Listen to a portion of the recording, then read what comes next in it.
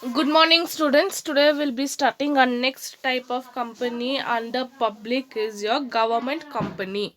So, what is this government company? A company which is being owned by the government, okay, where the authority is taken by the government itself. It is called as your government company. So, moving on to the topic. So, this topic can be asked for 1 mark, 2 marks, 4 marks. Okay, possible questions are this 1 mark questions, 2 mark question, and 4 mark questions.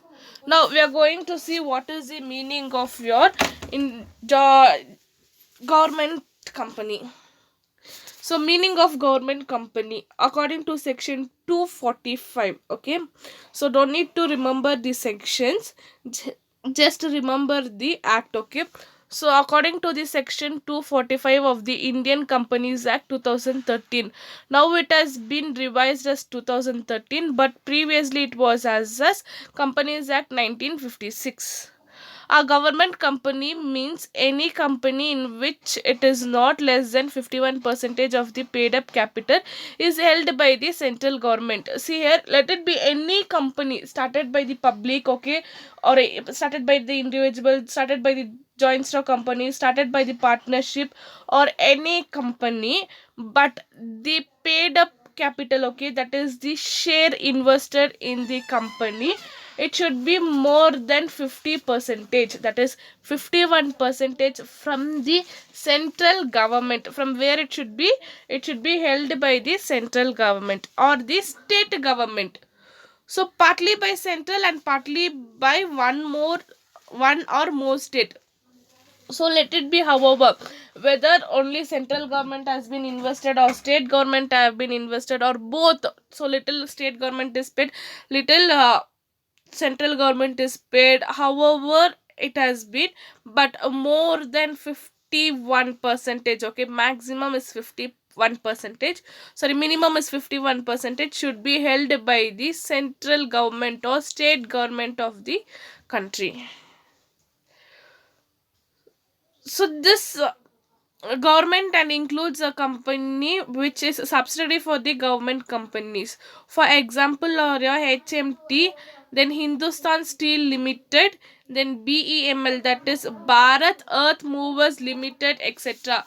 These are the companies which has been held by the government, okay, where shares are been more is taken in the in charge of the government. It is clear that the government exercise control of the company, okay, it is of OF, okay, control of the company. The shares of the company are purchased in the name of President of India. So generally if you want to buy any share of the companies, you can go directly buy in your share market, okay, of other companies, okay, that is not a government company. Other companies you can go, you can take shares from the shareholders, okay, from your demat account. But here when you're buying a share of the government company, you should go from the procedure, okay, where President of India, the name where you buy the share should be President of India, since the government is the major shareholder and exercise control over the management of the company. They are known as the government company. Why we have to buy in the name of President of India means where, because the share of the companies have been owned by the central government. For example is a LIC, okay, LIC of India. It was initially started by a other persons, okay, like public company only it was started. When they required funds, okay, they wanted to when they required the funds, the government want to take the authority of the LIC. That time what the government did, they started to purchase 51 percentage of the share. So that became a government company generally. After that they are not ready to give the investment, okay, for the other persons less than 50 percentage. That 1 percentage, okay, that 1 percentage plays an important role on controlling and powers to have on the company. See, some of the government companies, yeah, Bharat Petroleum, Indian Oil, HP, okay, United State Insurance, BSNL, okay, that is your Bharat Sanchar Nimug Limited. Okay, all these things are been where the government is holding 51 percentage of shares. What it is? The government is holding 51 percentage of shares in the companies. Moving on to the features of government company.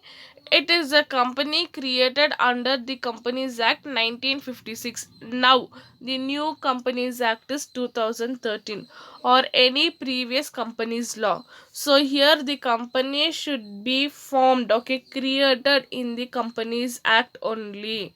There should not be any other form of formation, okay, and this should be registered in the Companies Act.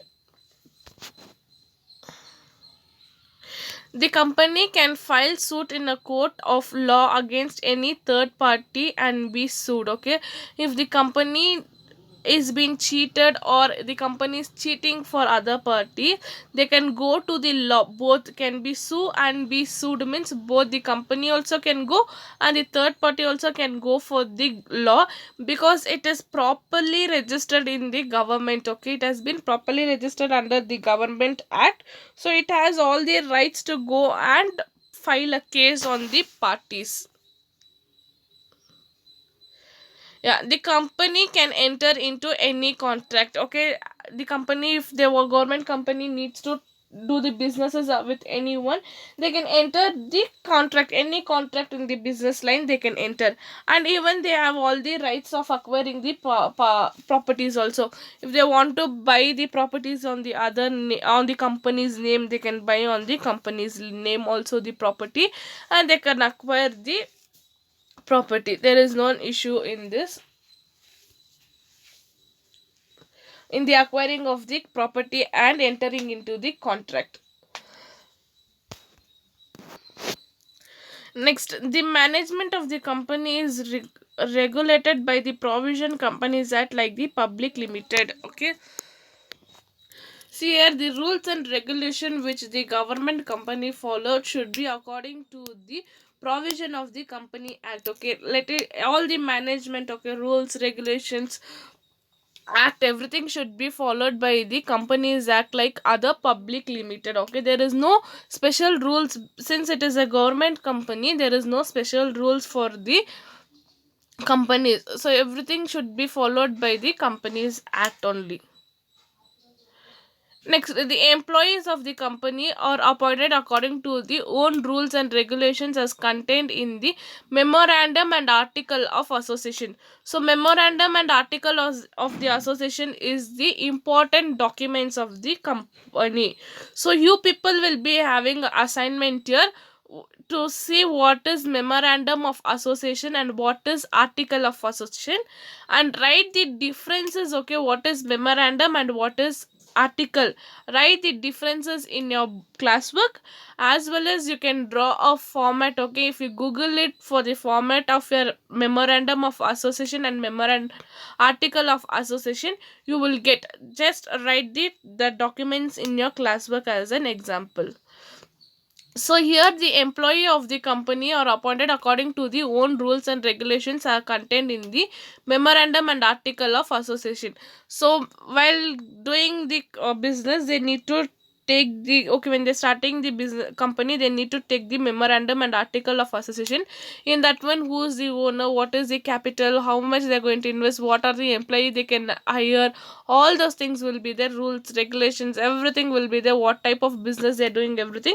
According to that, they need to follow the rules and regulation, and appointment of is also taken by that person like that.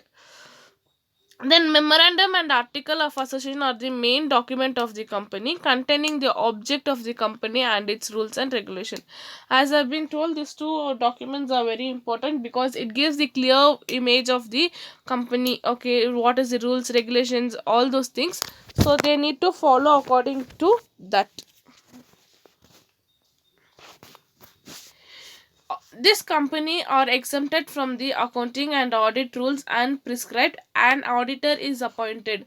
So here in government company, auditor from the outsider, okay, from the government side will be appointed. What it will be? from the government side, the auditor will be appointed, so they are not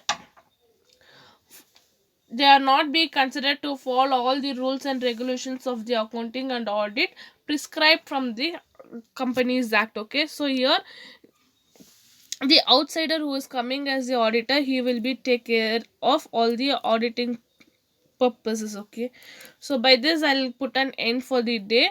For on today's class we have been seen what is government company, meaning and features of government company. Tomorrow's class will continue in the next topic. Thank you, students.